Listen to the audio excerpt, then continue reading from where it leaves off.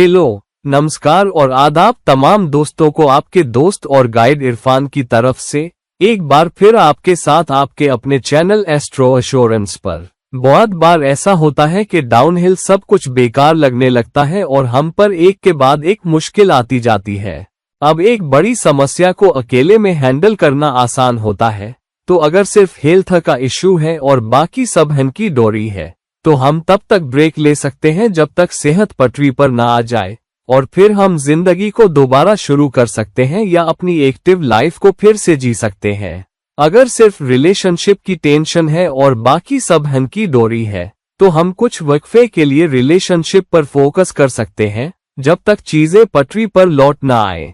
हालांकि अगर 3-4 चीजें एक साथ हम पर हमला करें, मिसाल के तौर पर आपको लगे कि आपकी करियर में चीजें डाउनहिल जा रही है, उसी वक्फे आपका रिलेशनशिप भी बिगड़ रहा है, और अचानक आपको हेल्थ की भी कोई दिक्कत हो जाए या कोई पुरानी बीमारी जिसका आप कुछ ज्यादा नहीं कर सकते, तो जब आपको एक साथ 3-4 चुनौतियां मुख्तलिफ पहलुओं से सामने आए, वो हमारे लिए मुश्किल वक्त होता है।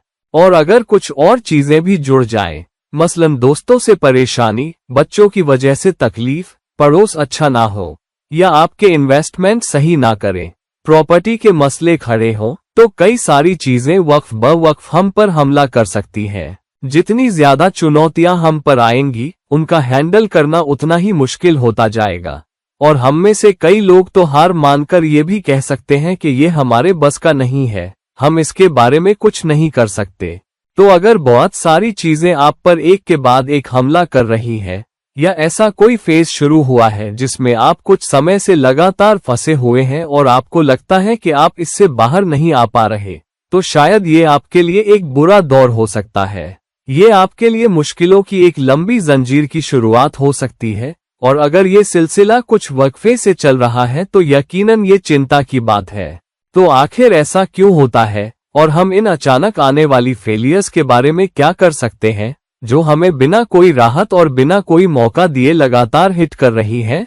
सबसे पहले ये समझे कि आखिर ऐसा शुरू में क्यों होता है।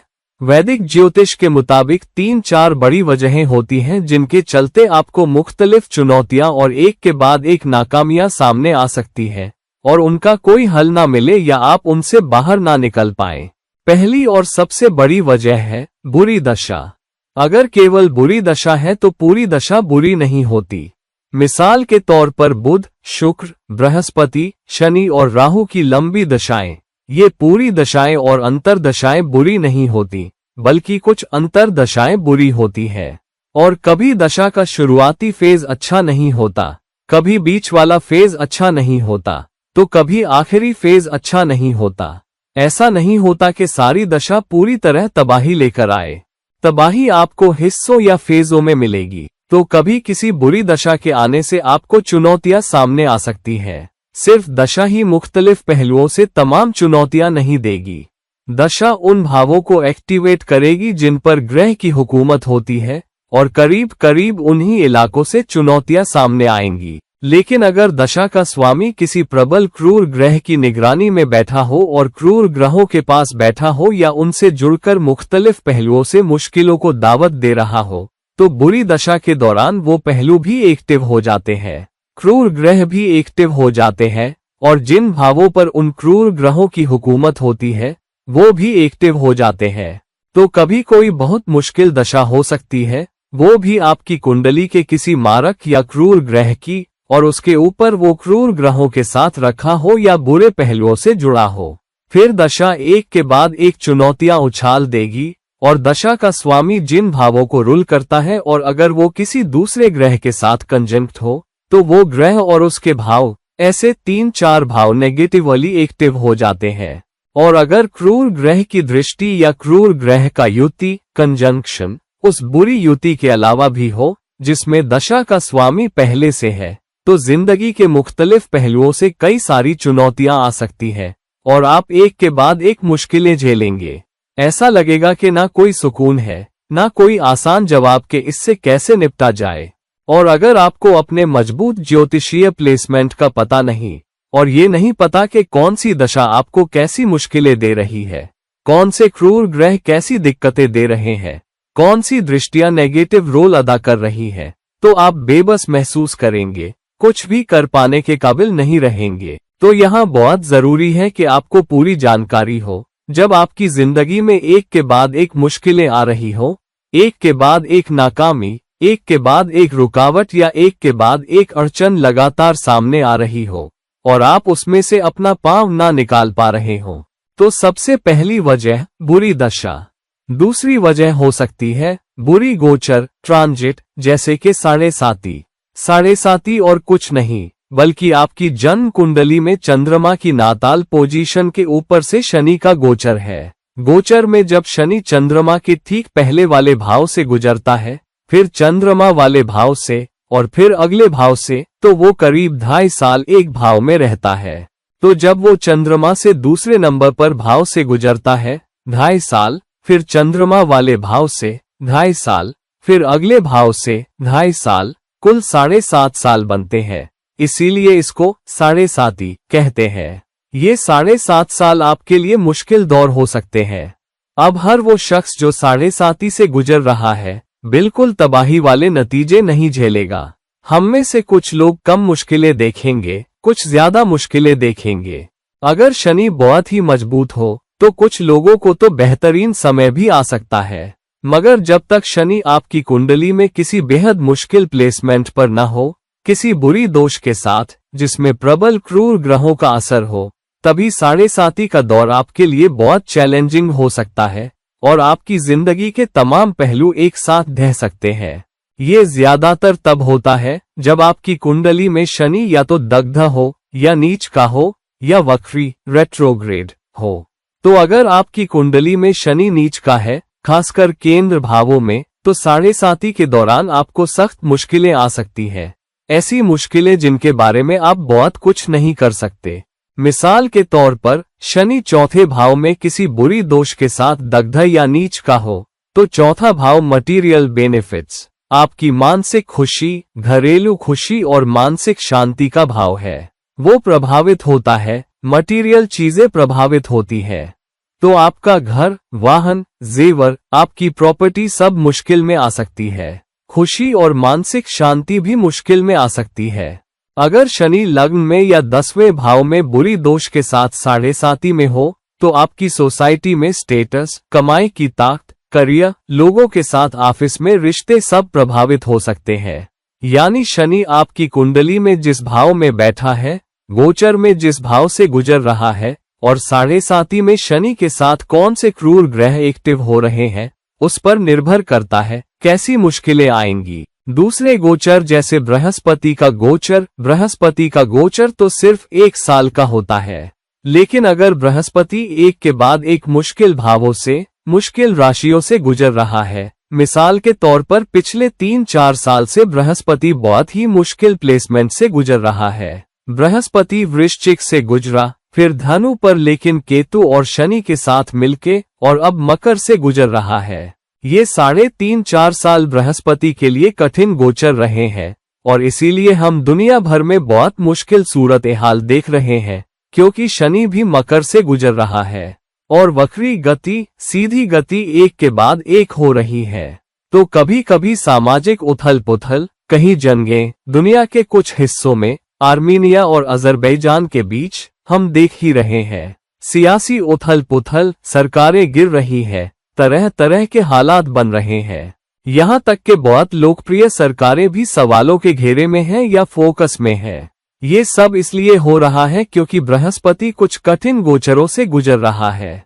तो अगर आपकी कुंडली में बृहस्पति ठीक से नहीं बैठा, बृहस्पति कठिन गोचर से गुजर रहा है और साथ ही आपके लग्न पर या 7.5 चल रही हो या कोई और कठिन गोचर हो रहा हो, साथ ही कोई सख्त दशा भी चल रही हो, तो गोचर और दशा का मिलना बहुत सख्त चुनौतियां पैदा करेगा। तो कुछ सख्ततम चुनौतियां तब आती हैं जब दशा और अंतरदशा भी सख्त हो और साथ में कोई कठिन गोचर भी हो, जैसे बृहस्पति का बुरा हो या शनि का बुरा। तीसरी वजह, राहु या केतु का गोचर या तो केंद्र भावों पर हो या त्रिकोण भावों पर, और वो आपकी कुंडली में बहुत ही प्रबल रूप से पीड़ित हो। पहली बात तो राहु और केतु बहुत प्रबल क्रूर ग्रह है। इसके ऊपर राहु और केतु बहुत क्रूर कैसे होते हैं? जब आप उनमें कोई और क्रूर ग्रह मिला दें, या तो शनि राहु के साथ मिलकर श्रापित दोष बनाए, या मंगल राहु के साथ मिलकर अंगारक दोष बनाए, या केतु चंद्रमा के साथ मिलकर ग्रहण बनाए, या शनि या सूर्य, खासकर वो अहम ग्रह जो करियर से जुड़े हों या राइज एंड शाइन या जिंदगी में अच्छा करने से जुड़े हों, तब यकीनन राहु और केतु का गोचर आपके त्रिकोण भावों या केंद्र भावों पर मुश्किलें ला सकता है। जिंदगी के 2-4 साल एक के बाद एक मुश्किलों का दौर ला सकता है अगर आप केंद्र भावों या त्रिकोण भावों पर कठिन गोचर या कठिन प्लेसमेंट से गुजर रहे हों। चौथी वजह, जब क्रूर ग्रह लंबे वक्फे तक प्रबल रूप से एक्टिव हो जाएं, यानी 2-3 क्रूर ग्रह कुछ खास भावों में रखे हों और वो एक्टिव हो जाएं क्योंकि उन ग्रहों की दशा चल रही हो जो उनके साथ कंजंक्ट में हो, या क्रूर ग्रह उस ग्रह के साथ बुरी दोष में हो जो या तो गोचर कर रहा हो या दशा का मालिक हो, तब क्रूर ग्रह प्रबल रूप से एक्टिव हो जाते हैं। और जब तक दशा उस स्वामी की चलती है जिसके साथ क्रूर ग्रह लगे हैं, तब तक क्रूर ग्रह प्रबल रूप से एक्टिव रहते हैं। तो पूरी दशा के दौरान, खासकर उन क्रूर ग्रहों की अंतर्दशा में और उन पर गोचर के समय, मुश्किलें और इश्यू एक्टिव रहेंगे और एक के बाद एक मुश्किलें आप पर आ सकती हैं। पांचवी वजह, जब दुष्टान 6th, 8th, 12th भाव काफी एक्टिव हो जाएं और क्रूर ग्रह भी उनमें शामिल हो जाएं। जब छठा और 12वां भाव एक्टिव हो, मसलन शनि छठे भाव से गोचर करे, फिर 7वें भाव से, फिर 8वें भाव से एक के बाद एक, और वो भी कठिन राशियों से, जैसे शनि का कर्क राशि में छठा भाव से, सिंह में 7वां भाव से, और फिर कन्या में 8वें भाव से गोचर, ये राशियां शनि के लिए कठिन राशियां हैं। ये हो सकता है, मिसाल के तौर पर, कुंभ लग्न वाले जातक के लिए, वृषभ लग्न वाले जातक के लिए शनि 12वें भाव से गोचर करता है जहां मेष राशि में वो नीच का हो जाता है, फिर वृषभ राशि में लग्न के ऊपर। वृषभ लग्न वालों के लिए हालांकि शनि योग कारक है, फिर भी लग्न के ऊपर होने के कारण शनि आपकी कमाई की क्षमता को धीमा करेगा और लग्न होने की वजह से आपकी जिंदगी के मुख्तलिफ पहलू भी प्रभावित होंगे। और फिर उसके बाद दूसरा भाव, जो कमाई और रोजगार का भाव है, तो वो 6-7 साल भी आपके लिए कठिन हो सकते हैं और दुष्टान, छठा, 8वां, 12वां भी एक्टिव हो सकते हैं। तो या तो बुरी दशा या कठिन गोचर जैसे 7.5 या बुरा बृहस्पति या क्रूर ग्रहों का एक्टिव होना या दुष्टानों का एक्टिव होना, ये सब एक के बाद एक मुश्किलों की स्ट्रिंग ला सकते हैं। और आखिरी बात, लेकिन कम महत्वपूर्ण नहीं, जब सब कुछ हनकी डोरी लगे, तब आपका कर्म खेलने लगता है। आपका कर्म तब खेलता है जब जिंदगी ने आपको बहुत मौके दिए हैं और आपने उन पर कुछ नहीं किया। जिंदगी ने एक के बाद एक आपको मौके दिए अपने कर्म सुधारने के, उन रिश्तों को सुधारने के जिनका कर्म का कर्ज आप लेकर घूम रहे हो और आपने उसके बारे में कुछ नहीं किया।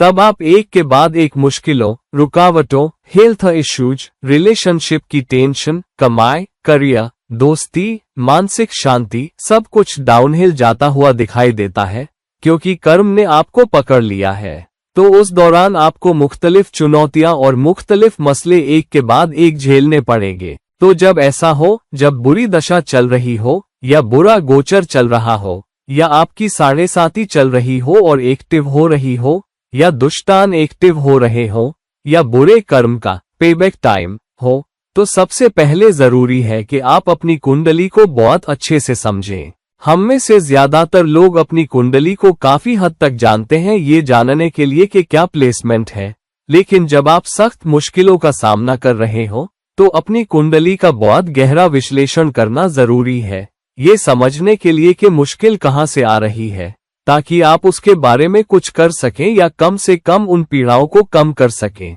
चुनौतियों को हल्का कर सकें और थोड़ा आसान समय बिता सकें। क्योंकि अगर आप इसके बारे में कुछ नहीं करेंगे और ये सोचते रहेंगे कि ये एक गुजरता हुआ दौर है और आपके ऊपर से बीत जाएगा, तो हो सकता है कि आप जिंदगी की दलदल में और गहरे धंसते चले जाएं और समय रहते खुद को बाहर ना निकाल पाएं। तो अगर आप भी एक के बाद एक मल्टीपल फेलियर्स झेल रहे हैं और कुछ समय से किसी बुरे दौर में फंसे हैं, तो अब वो वक्त है कि आप अपनी कुंडली को देखें, अपने प्लेसमेंट समझें, दशा और अंतरदशा समझें, गोचर समझें और उसके बारे में कुछ करें। प्रोटेक्टिव एक्शन लेने की कोशिश करें। क्रूर ग्रहों की पीड़ा कम करने की कोशिश करें। शुभ ग्रहों की ताकत बढ़ाएं। वो काम करें जिनसे क्रूर ग्रहों की ताकत कम हो और शुभ ग्रहों की ताकत बढ़े। और ज्यादा नैतिक जिंदगी जीने की कोशिश करें। दान देने वाली, लोगों की मदद करने वाली और अपनी जिंदगी के मकसद को समझने वाली। अगर आप जिंदगी का लक्ष्य नहीं समझते, बिना मकसद की जिंदगी जी रहे हैं और कर्म का कर्ज काट रहे हैं, तो कर्म हमेशा आपके पास लौट के आएगा और खेल करेगा। तो प्यारे दोस्तों, अगर आप अपनी जिंदगी में किसी मुश्किल दौर से, मुश्किल प्लेसमेंट से गुजर रहे हैं, तो अपने प्लेसमेंट समझें, गोचर समझें, दशा और अंतर्दशा समझें और कुछ एक्शन लेने की कोशिश करें, ताकि आपको दलदल में धंसने और डूबने के बजाय थोड़ा आसान समय गुजारने का मौका मिले। तो दोस्तों, इस वीडियो को लाइक करें, शेयर करें और अगर आप मेरी तरफ से कोई पर्सनल सलाह, कंसल्टेशन चाहते हैं, तो कृपया नीचे दिए लिंक पर आकर मुझसे संपर्क करें। और किसी दूसरे वीडियो के साथ अगली बार तक ये रहे आपके दोस्त और गाइड इरफान, साइन ऑफ कर रहे हैं। नमस्कार।